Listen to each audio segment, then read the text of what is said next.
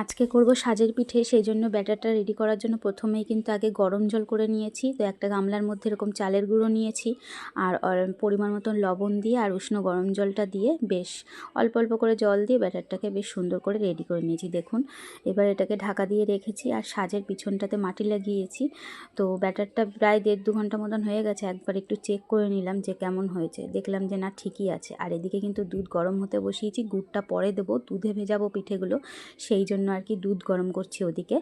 তো এখানে শাঁসটাকে আমি বসিয়ে দিয়েছি, স্টিম কমিয়ে আমি কিন্তু লবণ দিয়ে শাঁসটাকে ভালো করে গরম করে নিয়েছি, মানে নুনটা বেশ ভাজা ভাজা করে নিয়েছি। শাঁসটা বেশ সুন্দর গরম হয়ে গেছে, তারপর নুনটাকে নামিয়ে রেখে ভালো করে ভেজা কাপড় দিয়ে মুছে তারপরে কিন্তু একটা টিস্যুর সাহায্যে সাদা তেল দিয়ে যেই জায়গাটায় মানে পিঠেগুলো হবে ওই জায়গাগুলো ভালো করে মুছে নিয়েছি তেল দিয়ে। তারপরে কিন্তু এই যে 4টে করে পিঠে তো দিয়ে দিলাম, দিয়ে এবার ঢাকা দিয়ে রেখেছি। ঠাকুরের নাম করে প্রথমবারের পিঠেগুলো কিন্তু বেশ ভালোই হয়েছে, মোটামুটি ফুলেছে। তবে কাঠের জালে যে অত সুন্দর হয় মানে অতটাও না হলেও খারাপ হয়নি মোটামুটি, কিন্তু তো প্রথমবারই সাকসেস হয়ে গেছে, কিন্তু বেশ ভালোই হয়েছে পিঠেগুলো। দেখুন মোটামুটি বেশ সুন্দর হয়েছে।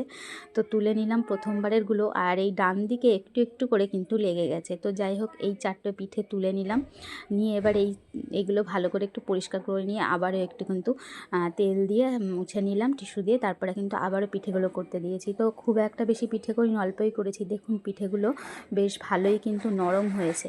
এবারে এগুলো গরম গরম দুধের মধ্যে ভেজাবো। তো দুধটা আমি গুড় দিয়ে রেডি করে নিয়েছি, দেখুন এই যে সব দুধে ভিজিয়ে দিচ্ছি।